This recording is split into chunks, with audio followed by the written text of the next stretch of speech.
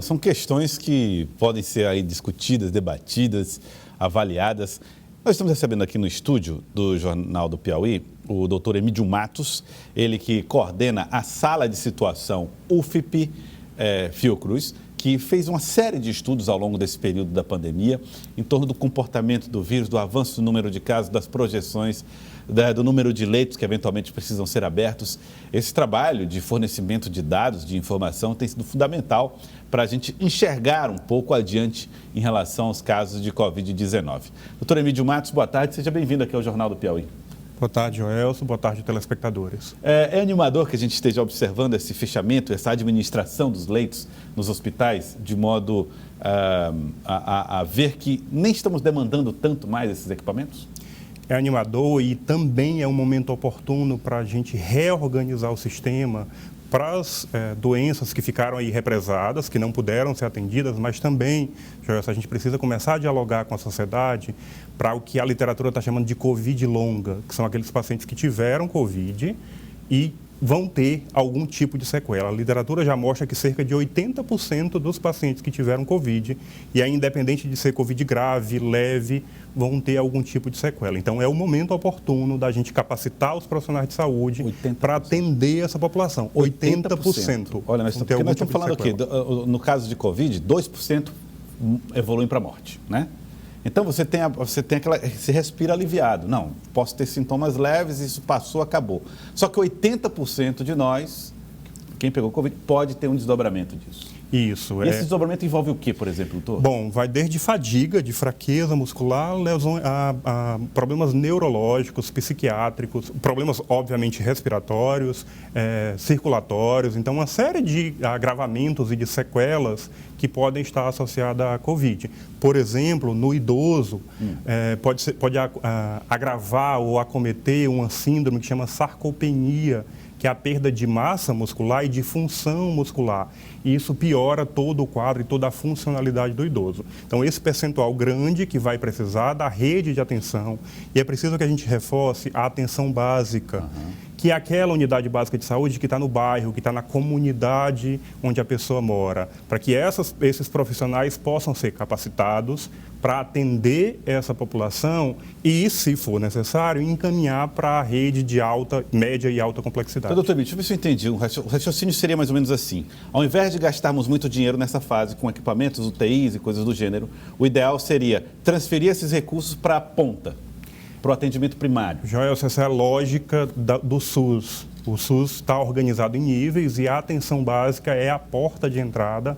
E é importante porque é na atenção básica que se cria vínculo com a comunidade, que se usa ferramentas de abordagem familiar para atender, para compreender, porque a doença ela vai além do indivíduo, ela envolve a família, ela envolve a comunidade, tem um aspecto social da doença, então é essa equipe de atenção básica que precisa ser, nesse momento, reorganizada, fortalecida, se criar centro de referência para atender essa população que vai ser um quantitativo muito grande que vai precisar de atendimento. Educar sobre o uso de máscaras, distanciamentos e coisas do tipo. Tudo isso é a atenção básica que faz isso, que é capacitada para esse tipo de atendimento. Doutor, a sala de situação Fiocruz, UFP Fiocruz, chegou à conclusão de que alguns municípios estão tendo desempenho, estão tendo um número de casos muito altos. É o caso do município de Landry Sales, onde inclusive o prefeito lá do município decretou fechamento de atividades e até suspensão de velórios, coisas desse tipo, para casos comuns, mortes normais. O que aconteceu em Landry Sales? Bom, em Landry Sales, eu acompanhei, inclusive, pelo cidadeverde.com, entrevista com a secretária de saúde, tem um surto de casos novos de Covid lá nos últimos 15 dias, então, para que o telespectador entenda, o professor Zé Maria, meu colega de UFP, analisa esses dados, disponibiliza esses dados para a gente teve nos últimos 15 dias um surto de novos casos na cidade, uma cidade pequena, com cerca de 5 mil habitantes, e é preciso que se investigue, que a vigilância epidemiológica do Estado, vigilância sanitária do Estado e do município investiguem quais são as causas. Se tem, por exemplo, empresas que façam trocas frequentes de trabalhadores, se teve aniversário da cidade, festejo, porque são esses momentos de aglomeração que fazem surgir esses novos casos. Agora, felizmente, felizmente, aí isso é uma consequência direta da vacinação, a gente não está vendo maior gravidade de casos. Certo. Tem novos casos, mas não maior gravidade, maior número de óbitos, o que é uma consequência direta da vacinação. Eu vi que lá chegou a 1.800 casos ativos numa cidade de 5 mil habitantes. Isso é muita coisa. Isso. Agora, qual é o impacto que isso pode ter para uma região inteira? Podemos ter uma disseminação da doença, um aumento excessivo no número de casos no Piauí, porque Landry Salles descuidou, não? Joelson, isso pode acontecer e aí daí a importância da gente reforçar a vigilância. Porque se a gente identificar precocemente esses surtos, a gente consegue agir naquele local e controlar naquele local. Porque a gente não trabalha, os cientistas do mundo inteiro não trabalham com a perspectiva de acabar com a Covid de maneira imediata. A gente trabalha com a perspectiva de controlar. E aí a gente vai ter, provavelmente, uma doença que a gente chama de endêmica. Ela vai ficar circulando em algumas regiões. E a gente precisa se manter vigilante, e quando eu digo a gente, eu digo o poder público, mas também cada um de nós precisamos nos manter vigilantes para que a gente possa, encontrando um foco, um surto, controlar rapidamente e que isso não se espalhe para outras regiões, porque é um risco que isso efetivamente aconteça. Bom, agora eu queria convidar o senhor a ir comigo no telão, professor. Nós vamos pedir licença aqui aos nossos cinegrafistas para a gente ir ao telão, porque eu gostaria de ver uns gráficos que o senhor apresentou, claro, ao lado da própria Fundação e da UFIP, que mostra um pouco do comportamento do vírus aqui no estado do Piauí. Então, olha só. Quero chamar aqui o primeiro gráfico. Esse mostra a taxa ou a situação de internações ou leitos aqui no estado do Piauí, professor. O que significa? Exato. A gente tem aqui o mapa do Piauí, as regionais de saúde de atenção à Covid. Esse é um dado de uma parceria também com a CESAP. A CESAP, todas as noites, nos enviam esses dados, essas planilhas. Com o Bruno Guedes, professor também, doutor Bruno Guedes, a gente avalia isso e o que é que a gente percebe? Primeiro, no começo de março, a gente começou a ter uma saturação do sistema de saúde, da rede de alta complexidade. Então, ali, março, os leitos, né?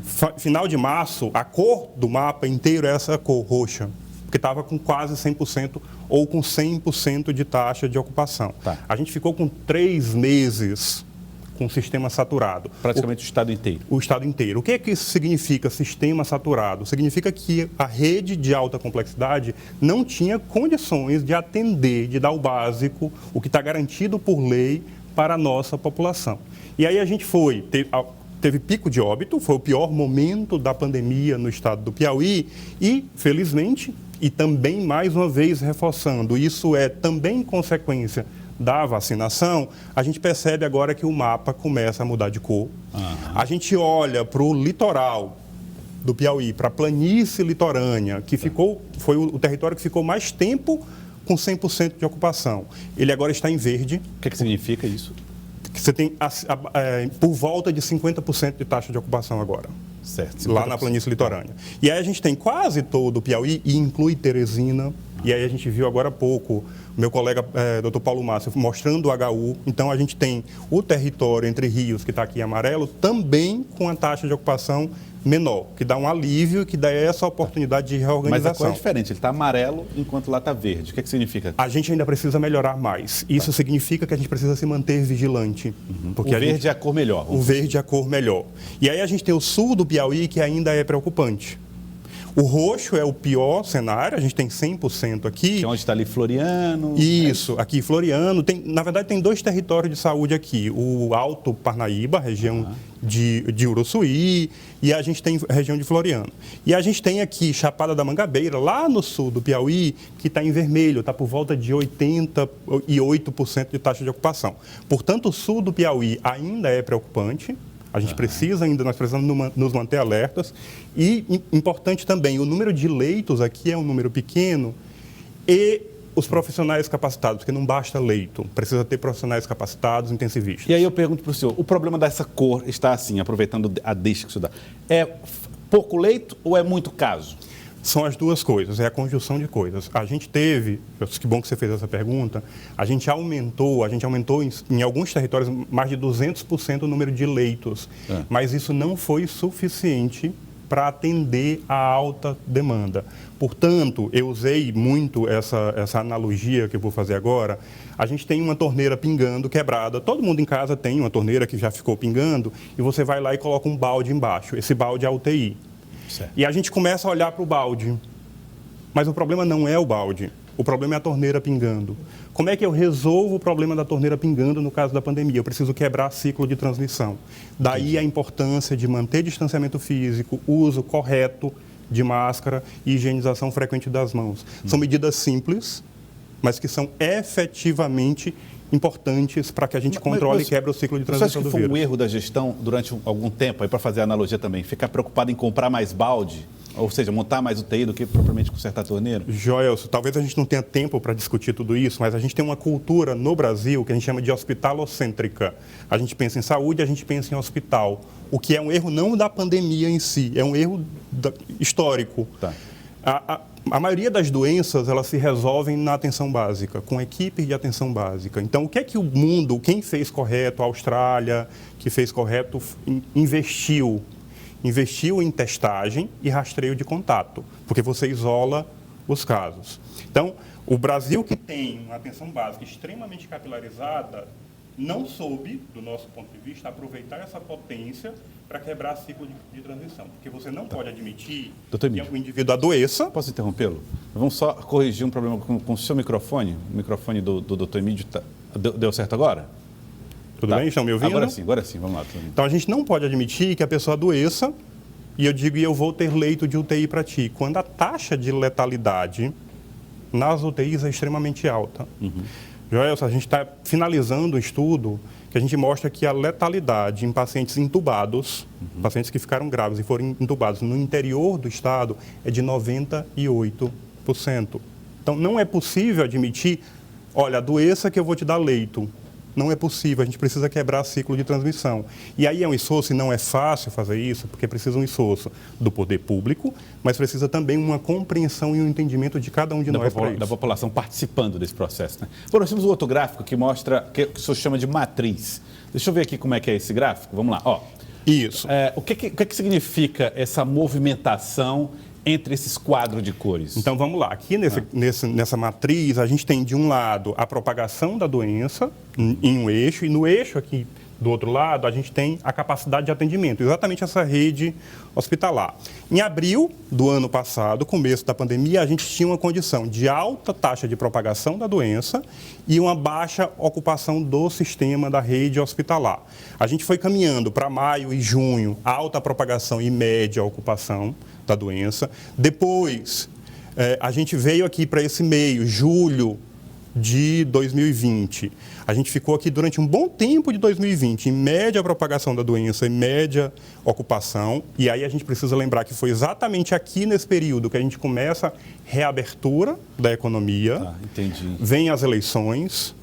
Então, entre julho, agosto, setembro, novembro, dezembro, janeiro, fevereiro desse ano... Joel, só olha para esse ponto aqui, novembro. Foi exatamente aqui que a gente teve eleições, por exemplo. Por que eu estou falando de eleições? Qualquer evento que gera aglomeração. A gente teve aqui, ó, a gente veio melhorando, novembro, eleições. A gente começa a piorar. E a gente vai piorando, fevereiro começa a entrar em média propagação e alta ocupação. E em março, que foi o nosso pior mês, a gente estava no pior quadrante, que eu tenho alta propagação da doença e alta taxa de ocupação. E aí depois, felizmente, a gente começa a melhorar. Lembrando mais uma vez, a gente começa a vacinar em 17 de janeiro, salvo engano, no Brasil. E a gente começa a ter redução de doença grave e a gente começa a ter redução de internação. Então vai melhorando, chega em junho aqui ainda com média propagação e alta ocupação e felizmente no mês que a gente está com baixa propagação da doença e média ocupação. Então essa matriz ela é importante para a gente enxergar isso bem e para mais uma vez a gente chamar a atenção. Vacina é a nossa solução. A gente precisa vacinar a população em maior volume. A vacina funcionou. A vacina funciona. A gente tem dados de Teresina, por exemplo. No começo do ano passado, a média de idade de óbito chegou a 96 anos. As pessoas que mais morriam eram as pessoas mais idosas. Agora a gente está com 54 anos. O que tem de diferente? Vacina. Essa população mais idosa já recebeu as 2 doses da vacina. E é importante, então, a gente reforçar. Precisa voltar para a segunda dose, quem já recebeu a primeira. E quando chegar a sua vez, não pense duas vezes. Vá até o posto de saúde se vacinar. Isso é importante. Vamos para o gráfico de Teresina. Vamos falar de Teresina, agora a capital, aqui na tela. Vamos lá. Bom, essa é uma série histórica que a gente acompanha desde o começo do ano, e para que o telespectador entenda, aqui superior, a gente tem média de 7 dias de casos por 100 mil habitantes. É sempre importante a gente relativizar pela população da cidade. E embaixo a gente tem óbitos. Certo. Então, o que é que a gente percebe desde o começo do ano? Primeira onda. Aqui, meados de julho, piora muito a pandemia, depois começa a melhorar, e lá no final, mais aí do teu lado, aqui, né? A gente tem a segunda onda, e a gente percebe como ela foi muito pior do que a primeira. Se eu comparar a primeira e segunda onda, foi muito pior. Aquela primeira onda lá foi qual período? Aqui foi julho. Julho a gente teve do ano passado, a gente teve o pior momento. E esse aqui depois, um momento ainda pior? Um momento ainda pior, em março, abril, momento ainda pior, e aí depois a gente começa a ter uma queda do número de casos. Eu queria chamar a atenção do telespectador, eu não sei se ele consegue ver de casa aqui, a gente tem algumas linhas aqui, uma linha vermelha, uma linha preta e uma linha verde. Esses são marcadores, são indicadores, isso agora acho que fica melhor para ver. São indicadores do Centro de Controle e Prevenção de Doenças norte-americano, que mostra... Você está com a pandemia controlada? O que é que eles consideram controlado? Se você tiver abaixo de 10 casos novos por 100 mil habitantes, por algumas semanas você pode dizer que, de fato, a pandemia começa a estar controlada. Qualquer doença? Qualquer doença. Tá. E aí a gente tem aqui embaixo óbitos. E aí, mais uma vez, primeira onda e a segunda onda lá muito pior. Essa aqui. A gente teve uma doença muito mais letal em 2021 do que em 2020. Mais pessoas morreram de Covid-19. E aí a gente tem aqueles picos, né? Melhora, piora, melhora, piora. Ou seja, a gente precisa... Nós precisamos nos manter atentos o tempo todo, mas aí você percebe, começa a vacinar e olha aquela queda no finalzinho lá embaixo. Uma queda vertiginosa, né? Vertiginosa. Para baixo do verde. Então, eu estou ressaltando isso. O que aconteceu de diferente aí no final? Vacina. E aqui também. E aqui também. Nós estamos vacinando. Eu vou citar para ti 2 estudos. Um na região de Serrana, em São Paulo, na cidade de Serrana, usando a vacina Coronavac. O que é que a gente teve quando 75% da população foi vacinada, ou seja, vacinação em massa? Com as 2 doses, uma queda de 80% de casos sintomáticos, 80% de casos sintomáticos. Uma queda de 86% de internações e 95% de óbitos quando você vacina em massa. Isso com Coronavac. Um outro estudo, na cidade de Botucatu, usando a AstraZeneca, esse estudo é mais recente, mas também em vacinação em massa, você tem uma queda já da ordem de 80% de novos casos. Estou citando 2 vacinas que a gente está usando em larga escala no Brasil e ambas funcionam. Ambas cumprem a sua função, que era aquilo que a gente, de fato, imaginava que iria acontecer. Doutor Emídio, queria agradecer o senhor pela presença aqui no Jornal do Piauí, por nos ajudar a entender a importância da vacina e a forma como esse vírus se comporta e até, de alguma maneira, como nós podemos e estamos conseguindo, com disciplina, vencer a Covid-19 e principalmente com vacina, né? Muito obrigado pela participação. Obrigado, boa tarde a todos e um apelo mais novamente, um convite para se vacinar e para manter todos os cuidados até que, de fato, a gente possa vencer essa pandemia. Muito obrigado, professor Emídio, coordenador da sala de situação UFIP Fiocruz.